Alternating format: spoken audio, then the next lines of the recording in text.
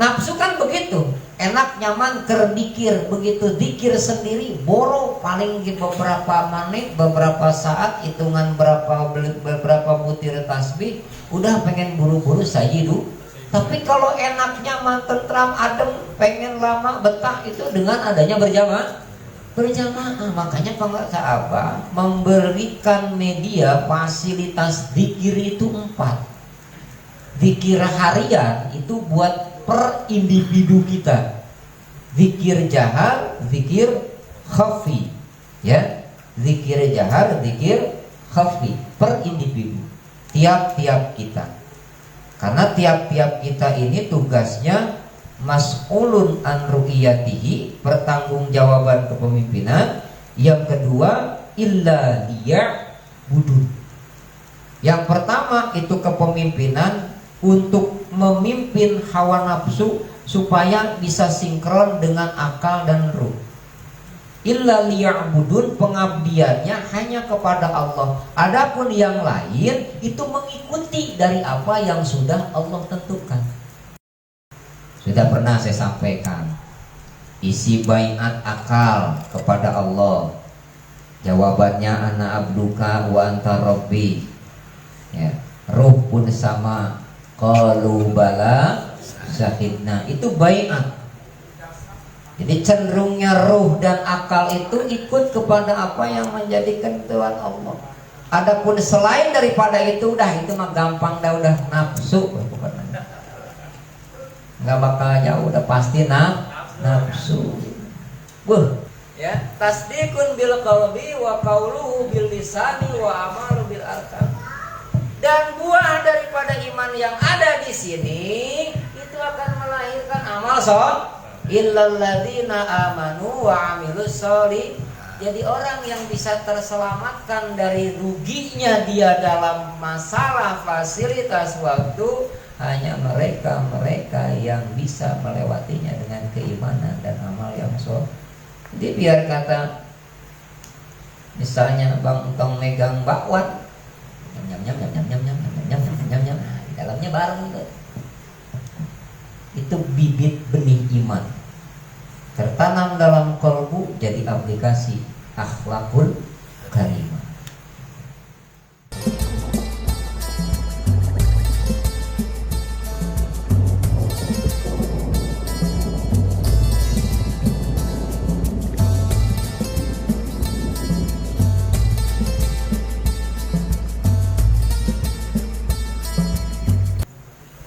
Hadirin ikhwan wal akhwat kaum muslimin wal muslimat, hadanallahu wa iyyakum ajma'in. Ikhwan akhwat dari Qadiriyah wa Naqsabandiyah Pondok Pesantren Syariah yang dimuliakan Allah Subhanahu wa taala. Tidak akan lama-lama, enggak akan panjang lebar, karena kalau panjang dikali lebar sama dengan luas. Saya yakin di sini binaan Bang Jiper itu udah pada luas semua. Kajian keilmuannya, keruhaniannya udah dalam banget dah pokoknya.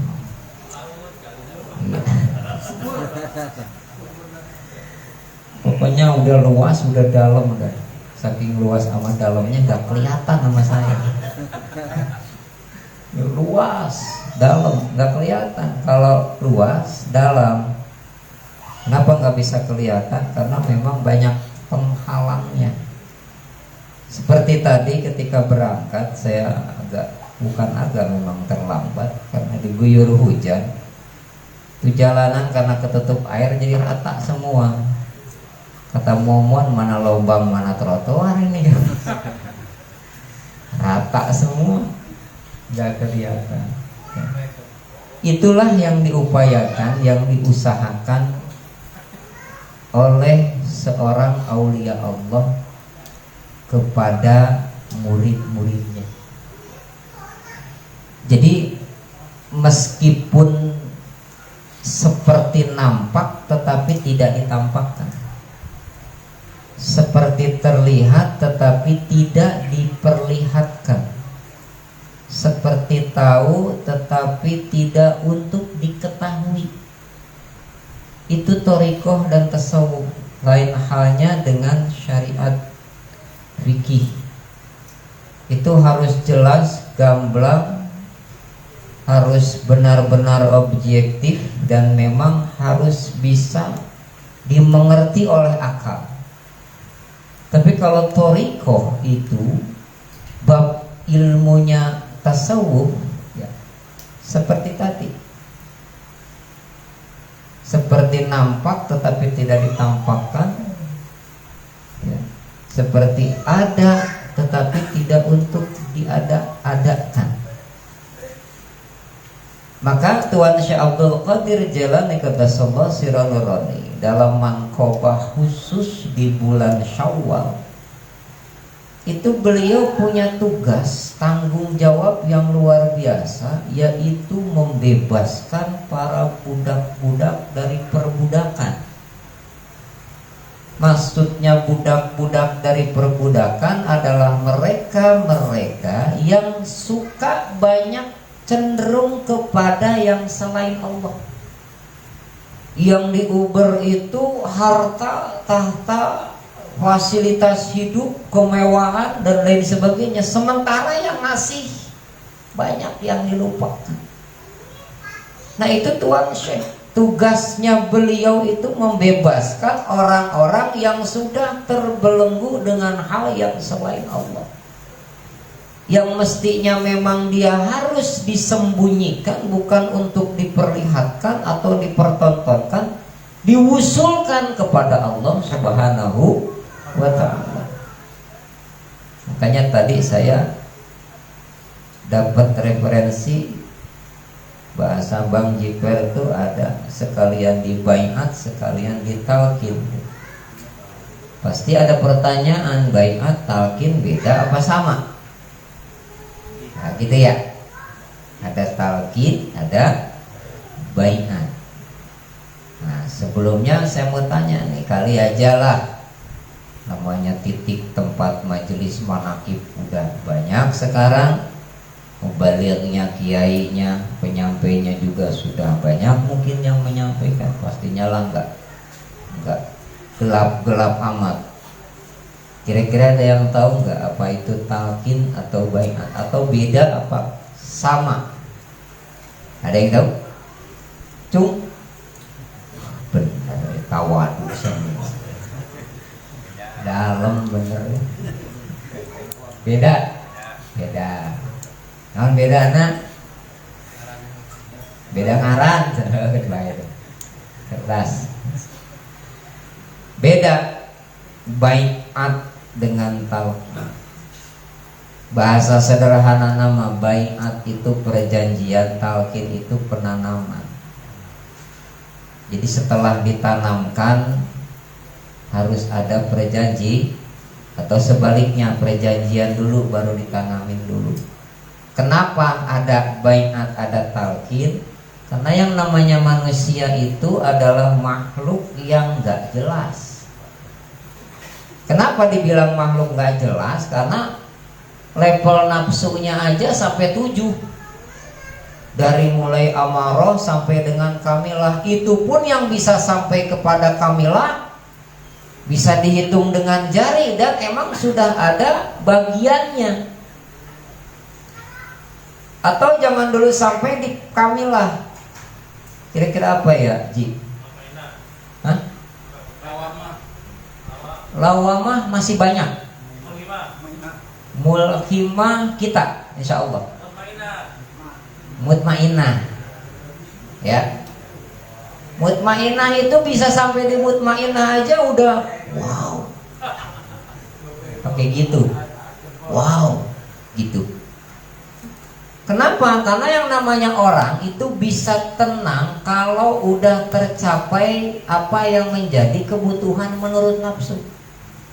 Biasanya orang tenang itu kalau sudah tertutupi kebutuhan nafsu. Kenapa saya bilang bahasanya kebutuhan nafsu? Karena ruh itu kebutuhannya cuma satu, nggak banyak. Akal juga cuma satu, kebutuhannya nggak banyak. Yang banyak punya kebutuhan, keinginan itu hawa nafsu. Aduh, habis ceramah tak ada rapat lagi, mana boleh capek. pengen pulang. Kagak boleh pulang lagi. Nah itu kira-kira bahasa nafsu apa roh?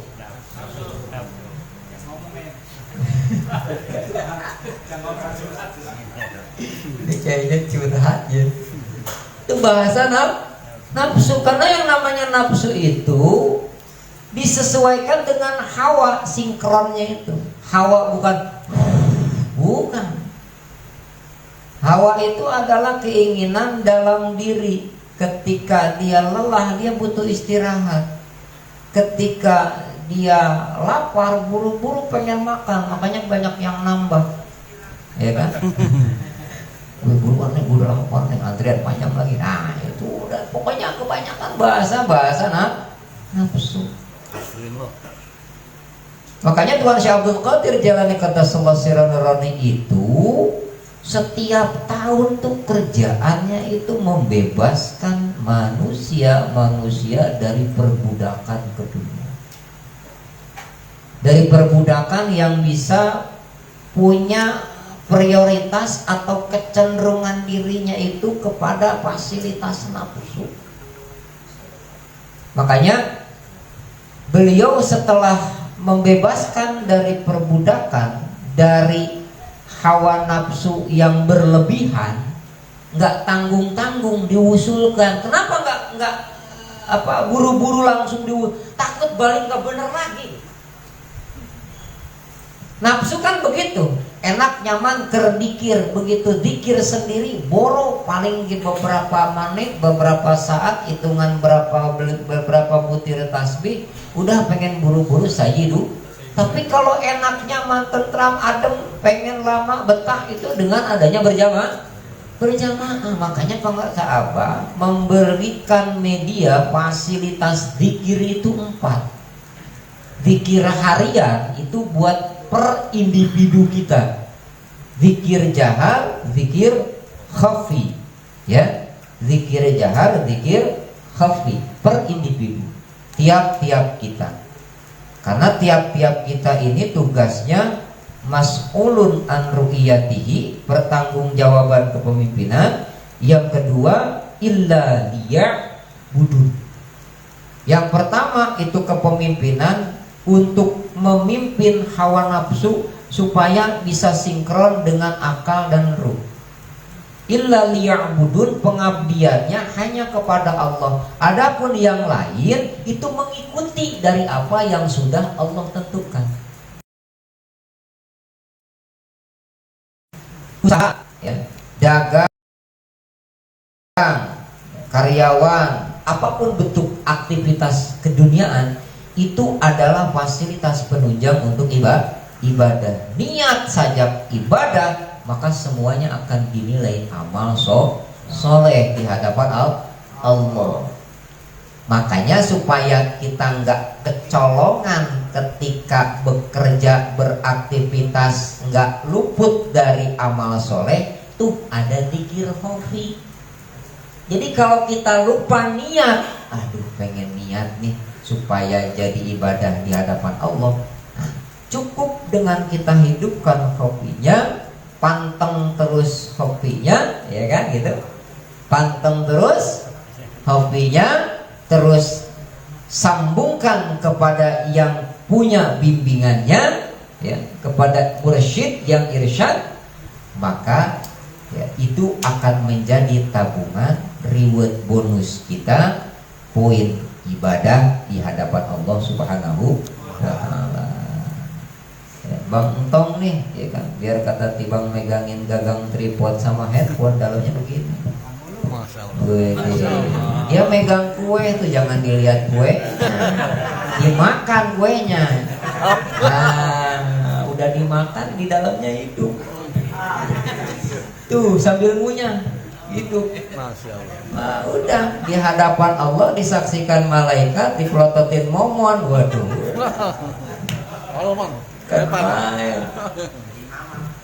Apalagi ketika kita melaksanakan ibadah, ya, yang mahdoh, yang guer mahdoh tadi kata Bang Jiberi, di dalamnya hidup, ya, terus manteng kofinya terus, itu udah berlipat ganda.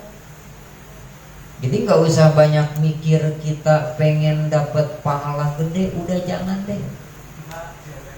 Jangan, pikirin aja pendamping hidup.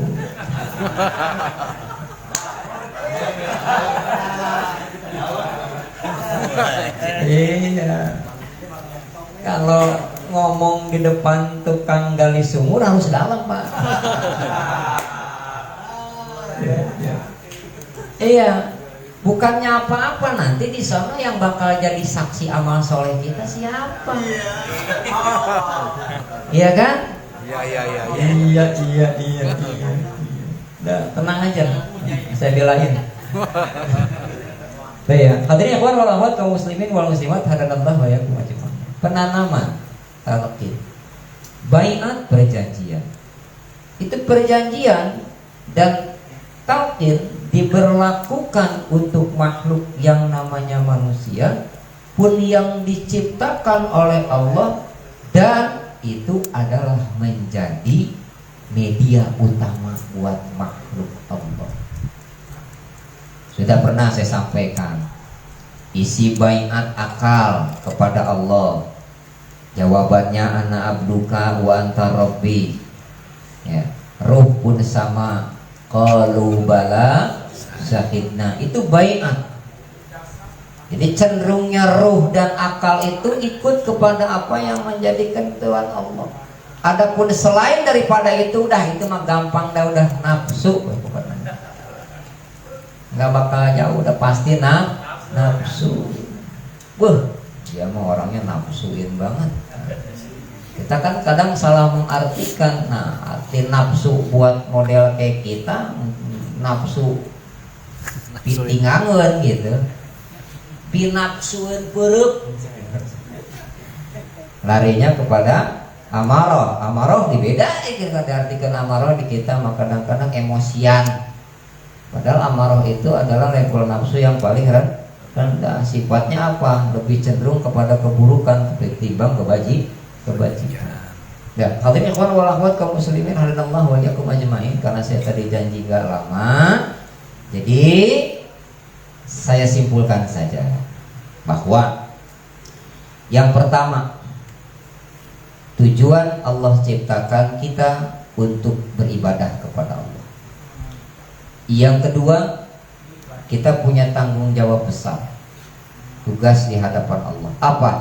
Kepemimpinan dalam diri kita di hadapan Allah. Supaya bagaimana? Supaya sinkron dengan apa-apa yang menjadi kebutuhan dalam diri, sinkron dengan apa yang menjadikan kudrah dan iradah Allah. Itu yang menjadi tujuan dari sekian banyak arahan yang dibimbingkan oleh para aulia Allah yang punya misi, visi, tugas besar membebaskan budak dari perbudakan. Makanya langsung diusulkan. Usulnya di mana? Sebenarnya di antara 12 bulan untuk media wusul kepada Allah itu sudah Allah siapkan. Seperti halnya ada di dalam Ramadan. Dari sekian banyak amaliyah ibadah Ramadan ada di dalam 7 amaliyah. Dari 7 amaliyah itu diringkas menjadi 2. Siam, qiyam. Gitu. Nanti setelah itu ada yang namanya Syawal, peningkatan. Nah, bisa nampak, bisa ada tajalli di Syawal. Itu tergantung bagaimana kita berjuang di Ramadan. Karena yang namanya Ramadan itu adalah bulan kita untuk panen. Bagaimana mau panen kalau nggak nanam? Bagaimana mau nanam kalau nggak punya bibit unggul? Bagaimana mau hasil bagus panen kalau tidak dipupuk, tidak dipelihara? Makanya sebelum Ramadan ada bulan apa? Rajab dan Sya'ban. Dulu kita doanya kan begitu, Allahumma barik lana fi Rajab wa Sya'ban wa balighna Ramadan. Itu adalah persiapan untuk jihad di bulan Ramadan. Rajab adalah bulan kita untuk bercocok tanam, Syakban bulan kita buat nyiram tanaman, Ramadan bulan panen. Bagaimana mau bisa panen di Ramadan kalau nggak di start dari Rajab? Makanya di kita ada amaliyah tahunan. Rajab ada ya? Ada. Oh, Rajab. Auronnya ada, sholat sunnahnya juga Ada. Syakban juga ada ya. Nah itu dalam rangka itu, karena kita mau jihadil akbar, mau perang besar, mengkondisikan, memaintain, mengarahkan nafsu dan hawanya dengan apa yang menjadikan kudrah dan iradah Allah yang disinkronkan oleh ruh dan akal. Nah, rasanya mah nih bulan sekarang Syawal udah tinggal 4 hari lagi. Sebenarnya pergantiannya udah tadi asar maghrib, kita akan masuk tanggal 27 Syawal, 3 hari lagi bang. Dari 3 hari ini mana coba kita evaluasi, kira-kira kita udah ada peningkatan belum? Jangan sampai kata Allah wal asr innal insana lafi illal ladzina amanu wa amilus solihat. Ternyata pengecualian dari Allah, orang yang gak akan kena yang namanya bumerang dari waktu yang tidak bisa dimanfaatkan dengan baik, cuman orang yang beriman dan orang yang beramal ini Pak, kunci orang yang illalladzina amanu wa amilus solihat, kuncinya cuma satu ya. Iman ada di sini, bukan di Pondok Kelapa. Iya, Kang Bus. Saya ngomong tuh Iman. Ketawa aja kayak paham. Iman ada di sini. Ya, tasdikun bil qalbi wa qauluhu bil lisani wa amalu bil arkan. Dan buah daripada iman yang ada di sini itu akan melahirkan amal illalladzina amanu wa amilus solih. Jadi orang yang bisa terselamatkan dari ruginya dia dalam masalah fasilitas waktu hanya mereka yang bisa melewatinya dengan keimanan dan amal yang soleh. Jadi biar kata misalnya Bang Tong megang bakwan, nyam nyam nyam nyam nyam nyam nyam nyam nyam nyam, nah, di dalamnya bareng